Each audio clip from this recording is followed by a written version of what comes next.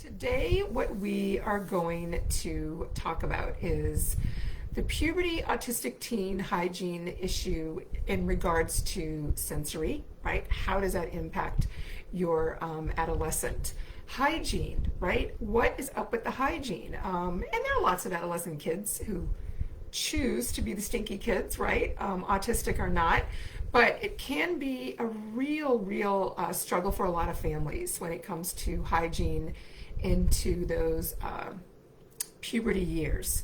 And it's a challenge, and it's related to the sensory component.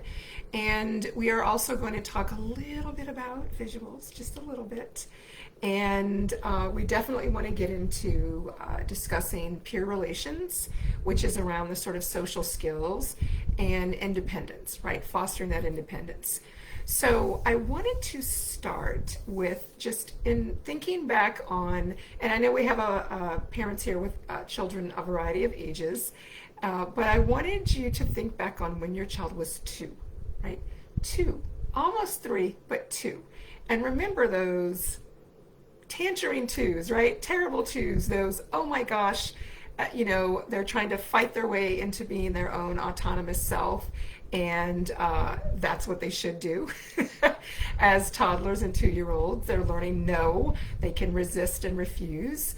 But it's challenging, right, for parents, because your little baby who you kind of had control over is now out on their own, coming up with their own ideas, right? Making choices that aren't aligned with what you would like them to choose. So think of that. Fast forward in a 12, 13, 14, 15, 16-year-old body. Right? Welcome to puberty and adolescence. And I say that because if we think about child development, right, and the development of the brain, clearly we all know we don't come into the world with our brain fully developed, right? It grows. Our kids grow very fast when they're little. That's why early intervention is so effective. And we forget that our kids are sort of developing all these neurosynapses to prepare for adolescence, right? To prepare for that burst of everything maturing, which is a difficult time for child and parent. And if we think about that area of the brain that needs to be fully developed in order for us to make smart decisions, safe decisions, in order for us to control our impulses, make better judgments, there's a part of the brain called the dorsolateral prefrontal cortex. And supposedly, the last number I heard is it doesn't really mature and fully develop until 24, 25. Makes sense, right? Why our young adult children get into a lot of circumstances that can be very challenging and sometimes not, sometimes lifetime consequences. However, and I say that because when you think about the part of the brain that is responsible for all those things that make us responsible adults, whatever that looks like, is not fully developed until 25-ish, right? 24, 25. And that's like a range. We're giving responsibility and letting them go out, right, and do things, and of course part of that process of becoming an adult is making those mistakes, and part of that is you hopefully have a safety net of your parents and family or someone to support you when you make those mistakes and you learn from them. However, if we think about puberty teen body, toddler 2s, right, they don't have impulse control. They don't have decision-making skills mastered because they're still developing that, right? I'm not saying they make the wrong decisions and they can't control their impulses. I'm saying the expectation for them to be able to make the right decisions, right? For them to control their impulses, for them to not make social mistakes and to emotionally regulate themselves, right? Just think of a toddler, right? But now you have this big kid that smells and they're just discombobulated because all of these things are happening in their body. And that brings me to the sensory component, right? And most adolescents, right, puberty can be a challenge for the child and for the parent. As parents, we forget how we were as adolescents. We kind of blocked it out. But our children remind us when they become adolescents and start pushing back. And we know it's because of hormones. We know their body is changing. We know logically what's happening, right? But it's still frustrating. It's still hard. So what can we do? And in order to know what you can do as a parent, when it comes to parenting an autistic adolescent, you have to know how they're impacted by all of these things. So if we think about the sensory system, if we understand the sensory system, I spoke about that, I think, last week. And if we think about that sensory system and hormones, right?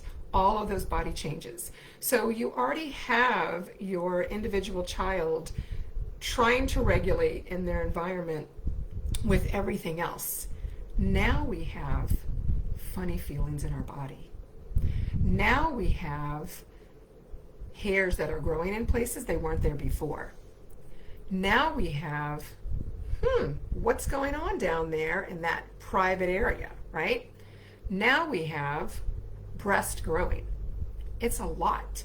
It's a lot for any pubescent individual, right? Because your body's changing. But it's really a lot for kiddos who have sensory challenges and are already trying to regulate within the environment and everything else that's going on. And not to mention, right, cycles, right? Menstruation cycles, cramps, erections that won't go away. What is that erection? What do I do with it? I mean, these are all of the things, nobody wants to hear those words, right? Oh, my little boy. Well, we all had babies. How? With menstruation gone away during an erection, if we really want to get real about it, right? So these are the things that we have to talk about. We have to realize that our children's bodies are changing, and one parent, one family member you trust needs to have that conversation if you're uncomfortable with it, right? Because it's very, very confusing for most children, but it's very confusing if your parents have not explained to you what's going to happen. And it's really confusing for our kiddos who have communication differences, who may not be able to say that they're feeling something down there because they don't even know how to say that. We have to have those conversations. And that's why we're here. To think about what we need to talk about. I know we don't like to think about our children growing up and having sex or sexual feelings, but it happens, right? And so if we don't talk about it, that's not going to help, but we've got to talk about it so they understand it. And the reality is that when children, no matter what age, when they have a better understanding of something, they are able to make better decisions.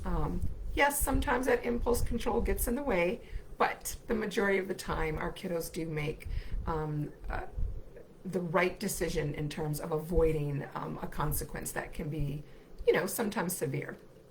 Now, speaking of the sensory and puberty and how hormones and feelings and growth and body parts and hair growing in places it's not supposed to be, and what is that smell underneath my arms, all of those things are sensory sensations that are new. Right? So if they don't know what to expect, then how do we prepare them for dealing with that, right? And sometimes we see what? Oh, my child's become aggressive. Oh, I don't know what's going on. They've never done this before. Oh, my child's become very self-abusive. Think about puberty, body changes. All of that is impacting your child's sensory system. So we need to be in front of that. And puberty seems to start now earlier. 9, 10, 11. I mean, it really does start earlier. Our babies are not our babies as long as they used to be. So we have to talk about it. You don't have to throw everything on the table, right? But you need to have those conversations. And a lot of times to have those conversations, visual supports. Visual supports. Visual supports are helpful for most of us, right? Autistic or not, right? GPS, recipe, which door do I go through? Enter, exit. We all use visual supports. However, we do know that our kiddos can sometimes rely on those visual supports just to navigate their day. So thinking in terms of those visual supports, what I want to remind everyone is if you started using visual supports when your child was younger, the idea is not to wean your child off of visual supports. They just look different as they get older.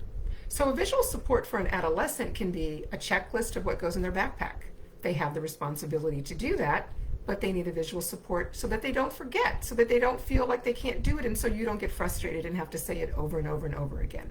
That's where that visual support comes in. Visual supports are not just these little baby icons that we get when they're younger. Visual supports can be technology reminders to remind your teen it's time to go take a bath or it's time to go take your medicine, right? These are things that we can put in place for our kiddos so that they can be independent. It's important for them to learn independence.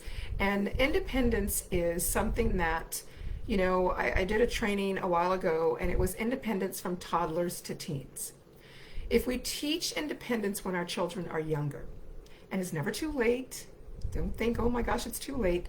It's just easier the earlier you start. But if we teach those little pieces of independence, from putting your socks away and matching them when you're 2, to then putting all of your clothes away and hanging your clothes by the time you're 6, to learning to wash your clothes, to learning to put away your dishes, all of those things, pack your backpack, pack your lunch. When we teach our children along the way little independent skills, then when they become adolescent, when they become adults, they've banked up all of these skills to be able to go out on their own, whatever that looks like, right? Going out of your own could be staying, you know, living with mom and dad, but I go to work every day, right? That's still going out on your own. Going to college is going out of your own. Going to college, even if you're living with your parents. So thinking in terms of, we want to make sure that independent skills, and independence means they have to be responsible. And I won't go into it a lot, but one of those things that we have to do as parents is when we give our child a responsibility, and my favorite one to describe is folding your clothes, right? And this is even in the dynamic of spouses. When someone folds the clothes, but they don't fold them the way you want them fold. When you give your child the responsibility of doing something on their own, you teach them how to do it. If you need it to look a certain way, take a snapshot picture, put it there, they know what it needs to look like. However, if they fold their clothes and it's not as beautifully neat and it's a little sloppy, it's okay. Let them learn to do it on their own, and it's their clothes. I mean, the reality of it is we want them to go out and wash their own clothes as adults and put their own clothes away. And who cares what their drawer looks like? You don't have to do that anymore because they're adults. And now you can do something else, like, I don't know, watch a movie. All the things we couldn't do when they were little, and we had to do everything for them. So those of you who are here with younger kiddos, keep in mind you want to introduce little things along the way. It doesn't have to be major. I will share, I like to share stories. And,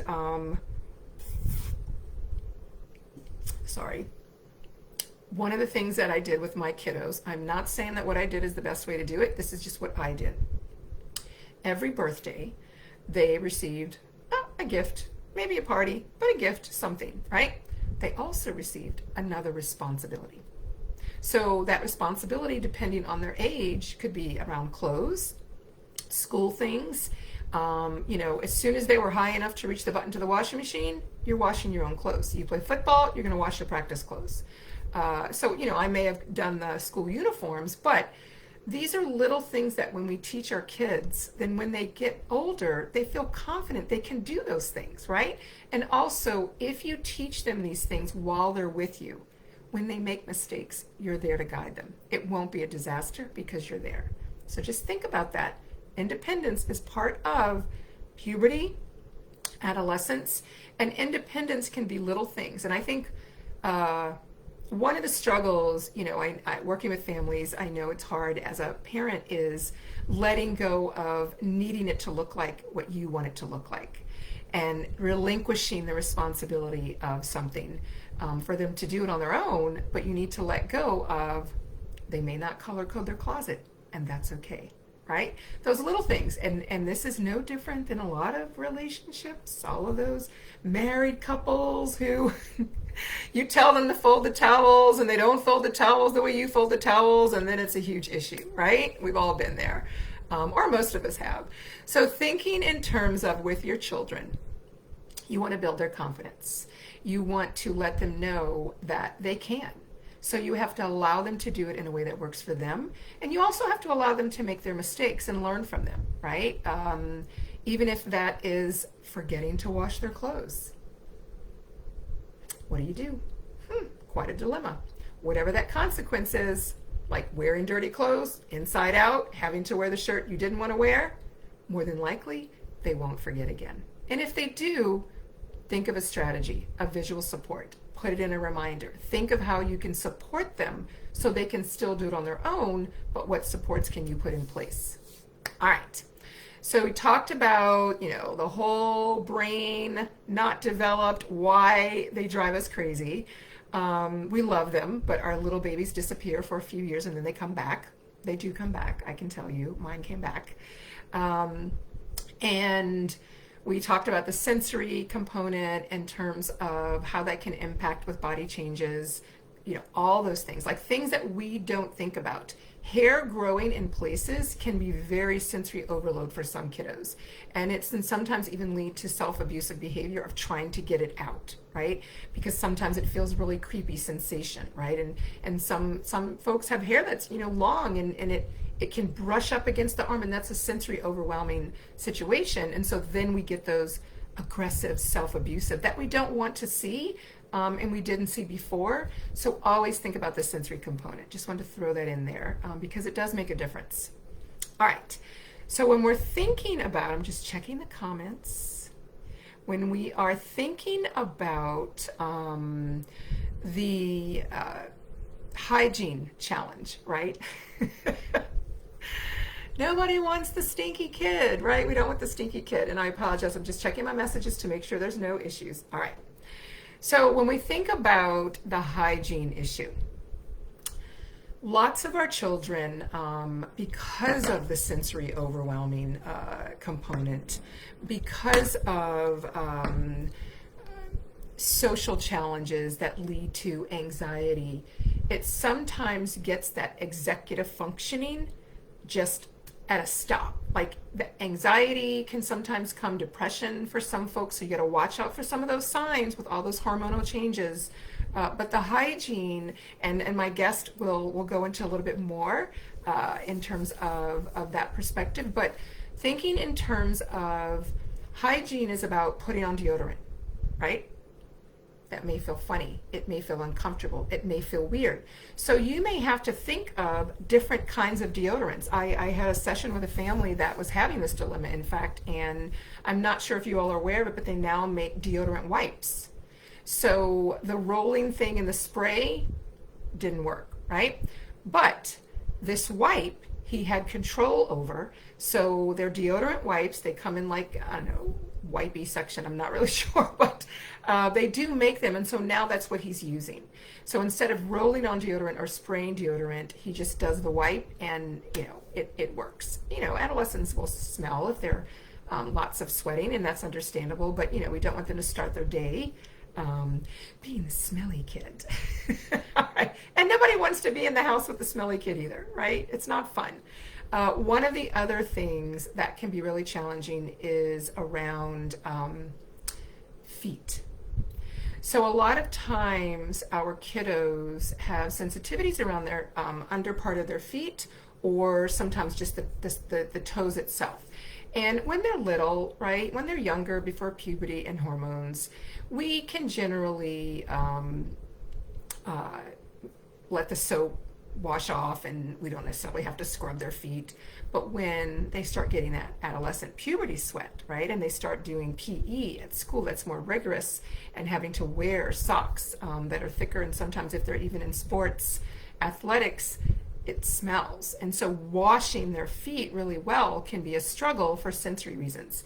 So I always tell parents, based on your kiddo, make sure that you know your child's sensory needs. Make sure you consider that when you notice that they're not keeping up with maintaining that sort of clean foot. And the other thing is, we live in a time now where there are so many products out. There are dry feed socks. There's so many different shoes, socks, powder sprays, foot inserts. There's so many things now that we can look into in order to support our kiddos so they don't have to go into overload, right? Puberty's hard enough, but we can support their needs with some of those things. So sometimes you can just do a Google search, right? Like socks to best absorb sweat. Or odor absorbing, sometimes that's where we have to do some of those extra things, like when they were little and babies, right? We had to look for those special products, but now in adolescence. So look for things. And, I will say my advice to parents is when our children are younger, a lot of times people will buy them gifts, offer to get them things. I try to guide my parents to tell family members, hey, Amazon gift card, we need to get a sensory swing. If we, get a bunch of gift cards, we can buy one sensory swing. Instead of giving things that they don't need, but they can get some items that their child needs because it's expensive, right, to raise children. And then if you need certain things in your home. But even with your adolescents, I think that it is good to have those conversations in terms of other family members who sometimes will just sometimes go to anything that they think just because they want to get your child something. Or even if someone asks and says, well, what do you think, Mark would want for his 12th birthday? And you can say, if it's someone you trust, you guys know your relationships, but that's where you can say, it'd be really great if you could get him like some really great things for when he works out, right? Or when he walks in the afternoons, like maybe some really good things for sweats, or, kind of do that. And they could make something really, cute put together so it doesn't feel like it's telling him he stinks, but it's something useful. I am such a practical person, and I think that sometimes family and friends want to help and they don't know how to help. And so if we just say this is what they could use. The other part that I will say that just popped in my head, another thing that I do tell parents is, speaking of people that you trust, that your child trusts, that you have a good relationship with, sometimes grandpa, grandma, aunt, sometimes those people are good at having those conversations, right? Sometimes when we as parents step back from our adolescence and we have someone we trust, kind of have the talk about, things, whether it's puberty, girls, boys, whatever, right? Of course, this would have to be someone that you trusted, right? And so I'm thinking that I also want you to know as parents, you need to know your limit. So if you think you're going to fumble over it, don't volunteer, right? Get your support systems in place, and of course, always thinking of your child's safety and who you trust. But I do think that we also, as parents, need to lean on our resources of support. And sometimes someone else delivers it in a way they respond, because we all know, what do adolescents do? Push back on parents. What do adolescents do? Push back on parents. What do toddlers do? No! They're just bigger. And they have more words and more to communicate. Even if they use a device, they still have more to communicate and more words. All right, so thinking in terms of, all of those things revolving around getting support, reaching out, supporting your kiddo, hygiene challenges.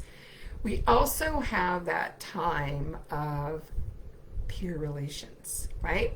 And yes, we've been doing peer relations throughout their younger years. Yes, they have been developing friendships. Yes, we've been doing all of these things. However, now it is the hormonal component that is driving it, right? And the hormonal component that drives the peer socialization into adolescence is usually not something that a lot of our kiddos, autistic or not, can manage, right? There's that impulse control, there is that decision making, judgment, social skills, executive functioning, all of that, right? So we have to make sure that we are protecting our children, and protecting them in regards to, because they're concrete thinking, right? They sometimes do and say, communicate things that can be alarming to others, right? Because it's very blunt. They're very concrete, right, with what they say. and even actions, right? Even actions. And the reason I'm always very open about talking, in regards to talking about this, is because we need to be realistic about our children growing up. They are not babies forever. And yes, we worry about them. And yes, we want them to stay safe within our sort of like circle. But they do grow up and they want to make some decisions on their own. And they do have social, peer, relationship, biological urges that are there. I'll share a couple of funny stories to put things in perspective. I remember a student he was at a junior high. He was 14, and I was called in to help him with a little situation where he was walking up to girls and saying, "Hi, I really like your breasts. Can I touch them?" Right? Now, I get it. Some 14-year-old boys like breasts, right? They just do. Well, what do most 14-year-old boys who like breasts want to do? They want to see them and touch them, right? It's that hormonal, pubescent. Yes, they know, but it's the hormonal. So, with this situation, when I asked him, all right, what's going on? He said, well, I asked first. I said, I'm glad you did. I'm so glad you asked first, because touching people's body parts is not something we do. So he, from his concrete perspective, was thinking, I asked, I was polite, and they should say yes, right? Makes sense to me. Makes sense to me. But we don't do that. So now I have to convince him, not that you shouldn't do that, but I have to figure out how to get his concrete thinking to make the connections so he doesn't do it again, right? Now, every kid is different, right? And a lot of times we will say things like, well, don't do that because you'll get in trouble, or don't do that or they'll call the police, or don't do that the office work, or don't do that because. That is so abstract. To an autistic processor, concrete thinker, I don't know what that means. We have to let our children know what those consequences could look like. But I'm not saying you have to scare your children. I'm saying that it depends on the child, on how you know, or how you know, it depends on the way the child processes information. So for this kiddo, I knew him, right? And I knew that he was someone very motivated by not offending people, was always really kind, which is probably why he thought to ask first. So I said to him, well, we can't do that. And then he said, but I asked. Yes, but I like them, I want to touch them. I get it, totally get it, right? I get where you're coming from, but we can't do that. So then we went back and forth, and then finally I remembered his internal motivation that he already has naturally, and I said, in actuality, the problem is you're asking any and every girl. So the girls don't feel real special. Girls don't like it when you ask every girl the same thing. Girls like to feel special. So that was probably your first mistake, asking more than one girl. Right? Then guess what? Clicked. He got it. Never did it again. Because he didn't want to offend the girls. All right.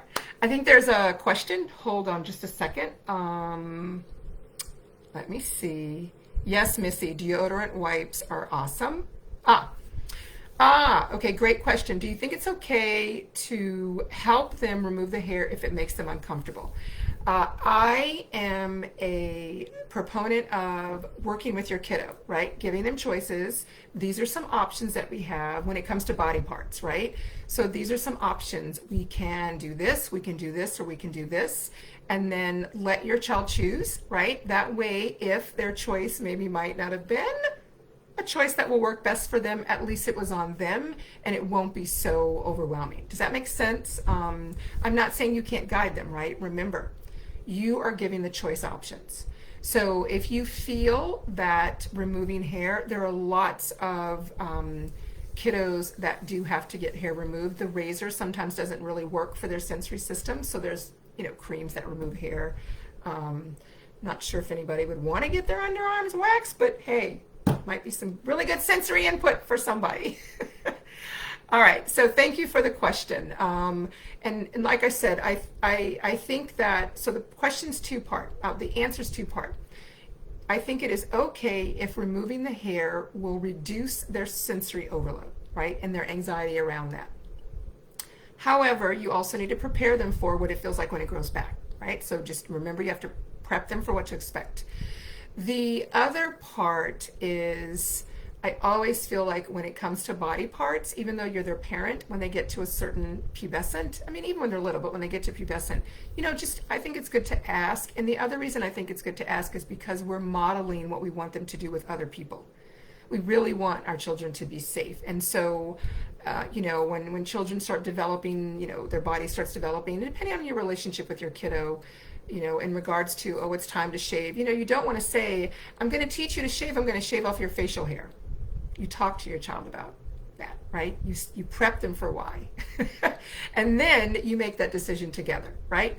Now, if it is a health concern, right? If there are issues, right? Ingrown hairs, they can't take the sensory sensitivity.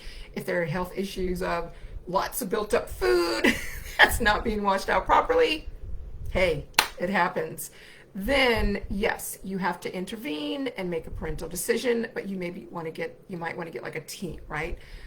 It may be the pediatrician, it may be someone, the school nurse, whoever you think that you can get on board to help with that. So just thinking about always considering your child's assumed competency and just ask, right? Just ask. All right, there is another question, and yes, this video will be available. Hopefully, I'm gonna, I usually upload it onto YouTube, but I know there's like trigger words. I'm talking about, so this one won't be available for under the kids because even though these are not dirty words, they're just biological words. Sometimes social media flags it up, right? All right, so let me check this question really quick. Yes, the showering. Yes, it is a struggle. It is a struggle. Yeah. And the shower, yes, I do have suggestions about the shower.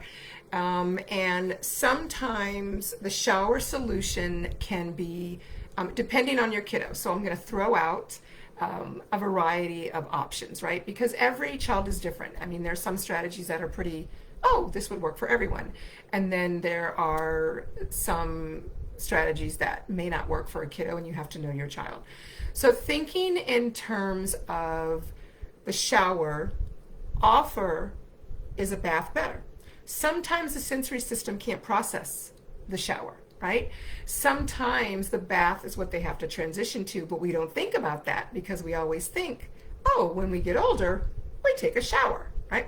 So ask and see if they would prefer that. That may not be the option that works. Sometimes taking the shower or the bath, if we give our teen control over the time, right? So you can say, okay, your shower can be taken between this and this time. You can choose when you want to do it, right? That's not something that works for all kids, but it is another option. Another option could be, yeah, I saw that you said you have a calendar, you have a schedule. You're doing all of the right structural things to support that struggle. I think maybe the sensory component may be getting in the way.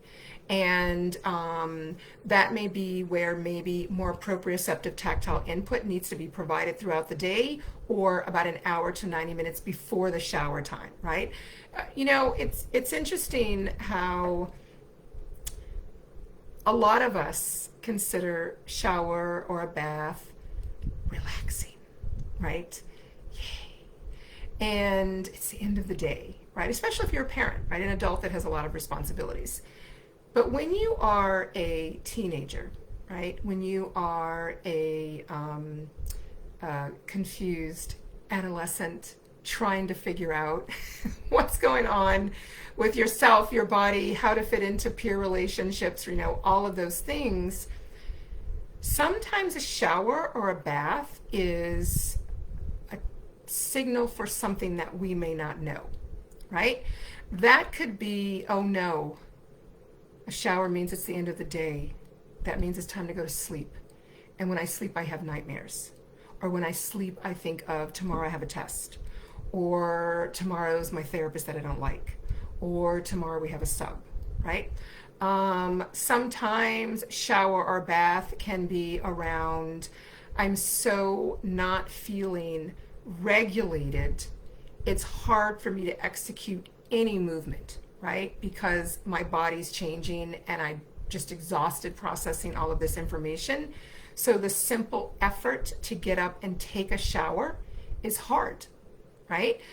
We also have to think about, I'm not a mental health specialist, but we all know, those of us who work in the field, that in anxiety and depression, adolescence, leaning into adulthood is when that comes in, right? And that's where that not wanting to shower, right? Most adolescents want to sleep all through in the day. So don't get alarmed if your adolescent sleeps in on the weekends. That's just what they do. So thinking in terms of, I'm not trying to say that a child should opt out of a shower. I'm trying to help you understand that sometimes their perspective and all of the things that they have to deal with, the shower is a struggle, or washing their face, or getting dressed, or brushing their teeth. And we forget how simple that is for those of us who don't have executive functioning challenges. We forget how relaxing it feels for us, but maybe some people have a different perspective.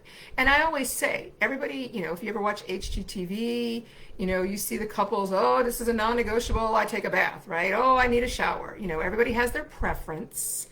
And I'm not saying that children should be able to make all of the rules. I do definitely believe in boundary setting. However, I also understand that our children and adolescents are dealing with a lot more than other children. And going through puberty is much harder a struggle, not only physically, but emotionally. It is a struggle for them socially, trying to, figure out how they fit into those social groups. That's hard for all of us in that adolescence. But also, some of the things that I think we forget our children may be thinking is sometimes it's, I don't want to show that I can be independent, or I don't want to show that I can complete high school, or I don't want to show that I can do, because, oh my gosh, I'm going to be a grown-up in 4 years and I'm really scared and I don't really know what to expect. So subconsciously self-sabotaging, right? Not wanting to prove that they can. I've had kiddos, when they have a birthday, no 10, no 10, no 10. They don't want to grow up because they don't know what to expect, right? So I'm not trying to say our children should be stinky, but I do want you to understand, I know it's hard for you as a parent when you're tired. I know it's hard when you're trying to get your child in the shower. I know it's hard when you get a call from the school. I know it's hard when your child is melting down for something simple like take out the garbage. I get it. But for them, remember, every minute navigating their day is a challenge. And sometimes they're not supported during those challenges, whether it's communication, social interaction, all of those things, right? So give a little grace, give yourself a little grace, find support system if you can, and just keep that in mind, right? And I think the idea is that always try to figure out what could possibly be going on with your kiddo and step away if you have to, right? And sometimes I know the hardest part is letting go of, it's okay if that sock sits on the on the floor for the night. Not every night, but it's okay to let that go if they're not ready to pick it up. It really is okay. The world will not fall apart. Just like we tell our kids, it's okay, it's okay, it's going to be okay. Remember, tell it to ourselves, right?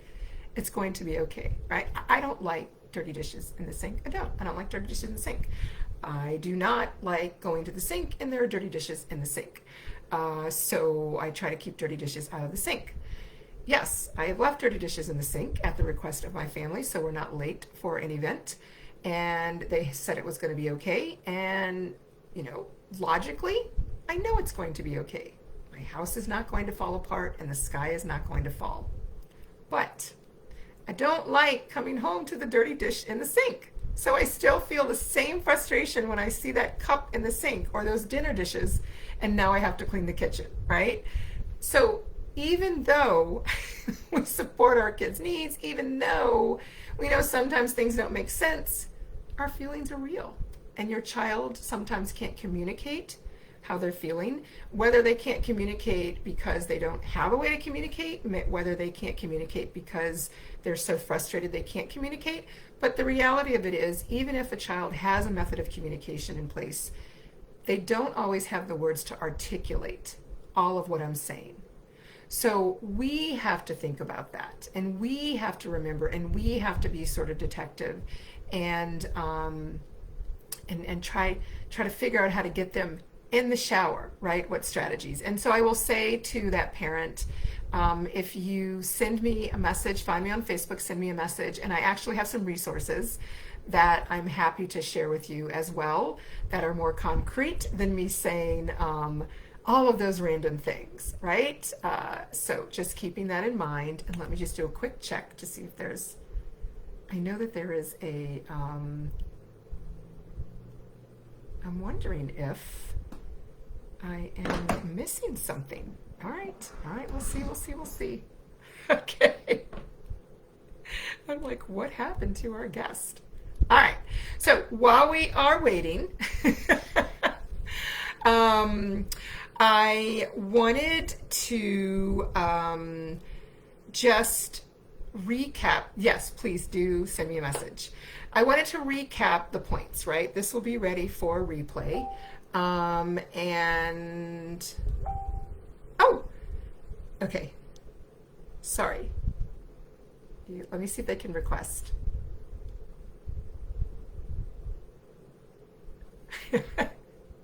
It's hard for me to see who's here and who's not here. I apologize, but everybody take a break from listening to me. Just for a minute.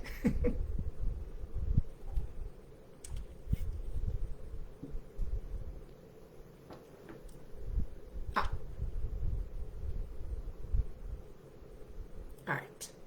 Okay. We're breathing. All right, I'm just going to remind everyone that, let's see, hold on just a second. Let me see if I can scroll up. And you should see. All right, we're going to see if it works. I don't know if somebody's giving directions. So this is the first time I've hosted a Facebook Live where I have someone join me. I've always been the person that joins them, right? But I know there's always like a little button, right, that says request to join. So we're just looking for the button. And the guest, what you can do is maybe try getting out of the live and coming back. It may ask right as soon as you join. It might do that. And I think you can hear me because you're in the group. All right, so while we're doing that, I'm going to recap, right? When our children are adolescents, we have to remember, toddlers and a big body that kind of smells sometime. All right, so we have to remember, right, that impulse control is not there. We know that we think, oh, they're older. No, in fact, I think teenagers have worse impulse control than toddlers do. Decision making, toddlers have poor decision making skills because they typically don't know what could happen. Teenagers know what can happen, right? Like when we talk about and have those conversations about sex, what not to do, how to protect yourself. But what happens? They make poor decisions. They just do. They do. In the heat of it, they make poor decisions. So we have to be aware of that, right? We have to know it's not necessarily intentional, right? It's not intentional. So, um, sorry. I know, I was hoping I didn't have any technology issues. All right, so thinking in terms of that, right? The sensory component we have to consider. Remember, they're not always going to do it on their own. We have the expectation that they're going to do it on their own, but they're not. They're just not. So use those visual supports. Use technology. If you have Alexa, right, or that Google thing that you talk to, I'm not sure what the name of it is. Teach your children how to use that for the good, right? Like teach them how to check for the weather temperature so they know how to get dressed in the morning. These are little things that you can do to support that independence while you are helping the part of them becoming adolescents and muddling through that, right? Remember when it comes to those hygiene challenges, that you want to make sure you are providing alternative ways, right, for them to not be stinky, right, to just not be stinky. And I'm going to try something. All right, everybody get a sip of water. I'm going to try something. I'm going to try to find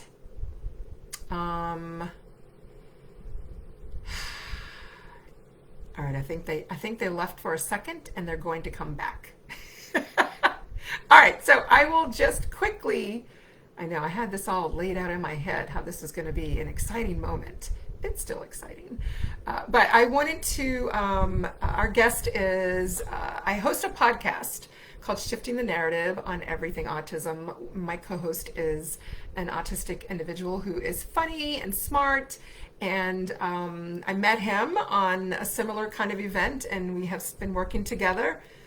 And so one of the things that I wanted to do was have him come on and join me on this topic because he said some really good things before when I did something on the autistic perspective.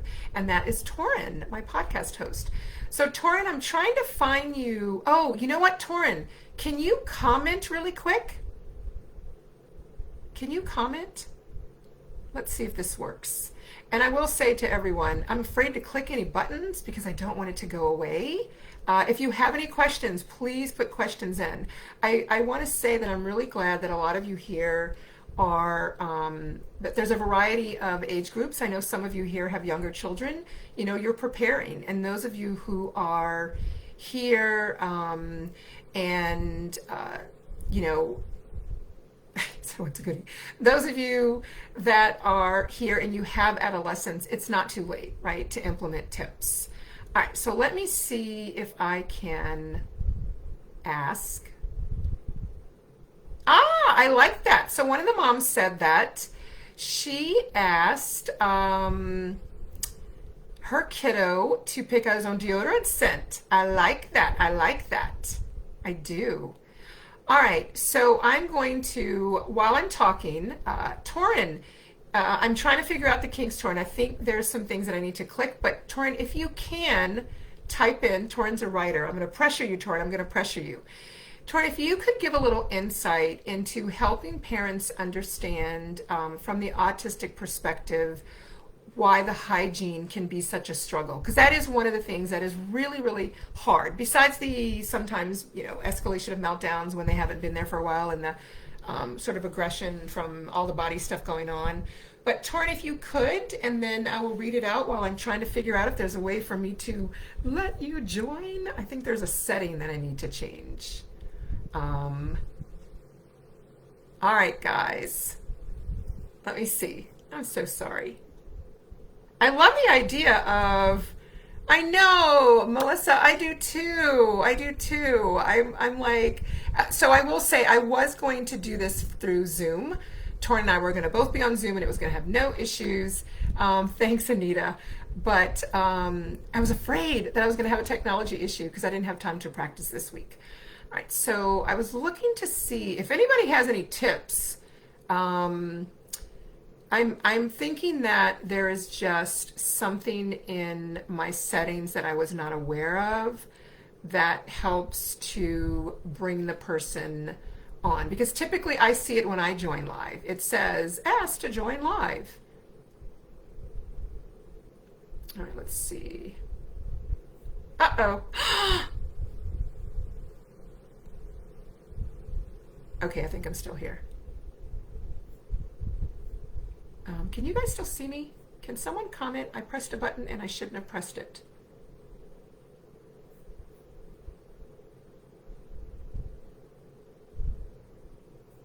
All right. All right, guys. Okay. I could still talk. I'm still going to talk. I'm determined to try to figure out in the next 8 minutes if I can get, okay, great. If I can get Torin on. So thinking like there's the interactivity. All right, let me look and see. Let me look and see where it says that I can actually watch. Okay, perfect. All right, so it didn't go away. It's showing me on a little small screen, so I'm like, what? And I'm not going to click anything. All right, I'm going to click and hope it stays. It's not clicking. All right, guys. Okay, so while I'm still here, okay, perfect. I'm back. Learning as I go, learning as I go. Okay, so Torin, I'm going to read what Torin said so that you all can get his great insight. So Torin says that there are a lot of variety of reasons in regards to the hygiene. He says in his opinion, and this is his autistic perspective as in regards to his experience, is one of the reasons is we often don't notice our own BO. Ha, that's good to know. Your child doesn't even know they're the stinky kid, right? They don't even smell themselves in the house when you're watching a movie on the sofa. All right. So think, remember, if they're concrete thinkers and you say you stink and they are not smelling it, they're not going to agree with you and go take a shower. And Torin says you just get used to your own funk because you just grow into it, right? All right. And then the other part that he said, thank you, Torin. The other is for anyone who's gone through, when you have to consistently maintain, right? Like you have to use it with consistency. If you don't use it, I'm sorry, with consistency, you get used to your own funk. And anyone who's ever gone through a depressive episode will also understand what he's going through. Another issue is the sensory, right? And we talked about that. Some of us don't like feeling of soaps, deodorants, water. And no, Torin, no qualms about spelling. I appreciate your insight. Melissa, the answer to your question is yes. I love Alexa. Alexa can help with homework. The other is also personal hygiene takes a large amount of executive functioning. Remember I talked about that. Something many autistics struggle with, especially if we're having a rough time to begin with. It's like if you've ever pulled an all-nighter for college or work, ever forgotten a meal or shower because you're busy, same thing happens. That's why your kid's just sitting there, right? Not moving, not getting things done. Their executive functioning is just kind of stuck. This is one of the things that I think is so important is, for me, I got my hygiene in order because I was being made fun of, and for me that was an impact, right? Being stinky really sucks. Unfortunately, public pressure is a wake-up call for many, but not for all. And Dimitri says her son says the same thing. Doesn't smell himself. Doesn't smell the stinky. I'm actually convinced that males have different olfactory systems than females because the guys never seem to smell the stinky diaper, or are they just kind of faking that they don't smell it? All right, those are great, great tips. I'm so bummed that I don't see the invite. All right. I mean, even when I click on the name, I just don't see it. So I do apologize, everyone. I am glad that you were flexible in allowing Torin to type in his input. We have a few more minutes before we finish. Yeah. That's funny. Torin says they don't smell it. Yeah. Oh, my goodness. All right. Well, I've looked through, I see everything here. I tried to invite actually before we started, Torin, but it didn't give me a link for that. So I'm not sure if that's because we're doing co-groups. So we have two groups hosting. Maybe that is the issue, but we will do a little bit of research on Google because there you go. Torrin says, just consider the chat an AAC device or just communicating differently. I love modeling what we preach. All right. And what I think we'll do is we'll try to figure out how to work that out because I would love for Torrin to join. If I can get him to join, if he's available, he's busy. He does have a life on Sunday. And because I would love for him to join, for you all to be able to, those of you who have not seen and met Torrin, that's it, on the joint. Okay, I think it's because we're doing two groups are hosting. I'll figure out what we can do next time with Dimitri. We'll work that out. And I see that someone says they have to tell, I try to tell I try to tell my son, he doesn't believe me either. Now you get it. See? And this is what I will say my last minute. This is why I do this. Because when you get it, then you change your perspective, you change your approach. Thank you, Torrin. And it's easier to support their needs. When you're empowered and you understand your children, you're able to support their needs.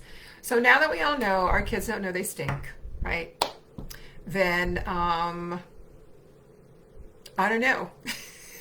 Oh, you know what? Okay, idea. Someone needs to get some kind of like, you know how we have all these like, radars or little, oh my gosh, like your carbon monoxide monitor, right?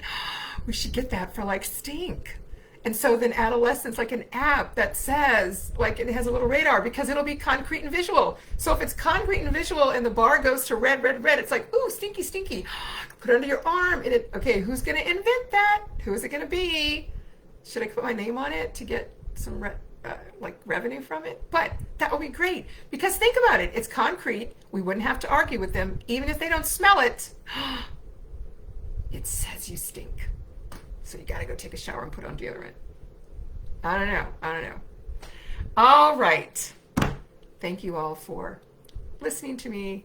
Thank you for taking time out of your evening on a Sunday. And those of you who watch the replay, thank you for taking the time to learn so that you can understand how to support your child so they can go into the world and do whatever it is that they want to do. And maybe get a job, move to a country where it doesn't matter if you stink. There's some countries where they don't wear deodorant. Hey, move there. That's an option, right? There's always options if you don't want to wear deodorant. Oh, Torrin says he knows someone in college who had to be reminded. Yes. And so now, those of you who are still here are stuck with me telling a story. I'll edit this part out for the replay. You're welcome, Dimitri. So I will say that, and he said someone had to tell someone about stinky. Ooh, wait, this conversation's going. Melissa, that is a really good question. So if anybody wants to hang out, Q&A. We'll do a little bit of Q&A. It is important to understand, mommies, your baby boys have erections. Well, they pretty much have them from the time they're born, right? It's just a happy thing. But thank you for answering the question, Torrin. I was just going to share a story about a camper that we had. I went to this camp in Eugene, Oregon for the summer to do speech therapy with the most interesting rare syndromes you've ever seen, or I've ever seen. And my cabin mate, there were 4 of us in a cabin, and our cabin mate was in a religion for, they worship the spirits among the trees. Fine, whatever floats your boat. Apparently, a part of this religion was not bathing, right? So, summer, camp, cabin, no electricity, 1 person, not bathing. We're there for 10 weeks. Well, we got a little tired of it. So we put together a little bag of goodies. And I will say, this is part of the camp life. We play pranks all the time. So we took her bed sheets, blanket, and pillow, and left a note with soap and a towel and deodorant and said, "You will get your bed sheets back to sleep in the cabin with us once you take a shower." And now, I don't know if she was autistic or not. However, what I will say is this. She took a shower. She didn't know she was bothering us, that she was stinky, right? She didn't know. Well, she knew and she showered. So that's my stinky reminding someone to shower story that popped into my head when Torrin said he knew someone that had to be reminded by his college roommates. All right. And Torrin, I do like what you said in terms of you want to talk about these things before. Don't wait until puberty, hormonal stuff, sexual feelings come into play to have the conversation. Remember, just because your child is autistic does not mean they're not human and they don't have desires, right? And everybody's desires are different. Everybody, right? So remember, our babies grow up. We need to have real conversations. We need to talk truth, and we need to support their needs around going into adolescence. So I will say, Yolanda, I think I see it popped up that you sent a message. And Yolanda, I am going to send you an email with all of these things around menstruation. And menstruation, hair growth, erections, all of those things about prepping your kids is what to expect, knowing what their sensory triggers are, what their sensory discomfort is, Torrin, and sort of providing the information, right, to them in a way that works for them. But I will say to those of you who are listening, and I don't know if you're aware of this, but I do know some families where menstrual cycle and cramps and the sight of blood coming from your body, all those things, right, are just scary. And the sensation can be horrible. And some people's sensory system, they feel everything, like even internal flow. I mean, it's a lot for some individuals. So I say to parents that talk to your child's pediatrician.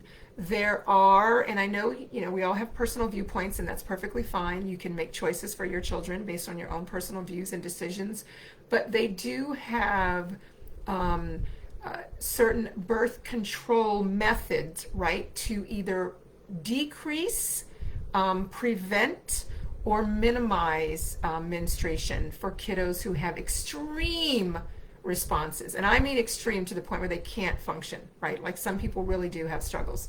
So talk to your doctor about some of those things, because sometimes it is a matter of your child's mental health and not having that to deal with, and they just need time to process it, right? While you get them to understand what that really is. And sometimes they can't, right? Some autistic women have told me that they chose not to get pregnant because they are afraid of the sensation of that, because they have such a very sensitive internal interoceptive system that they even feel sometimes like the water going down their digestive system. So, our kids feel things differently than we do. All right. Okay, I'm going to end this, and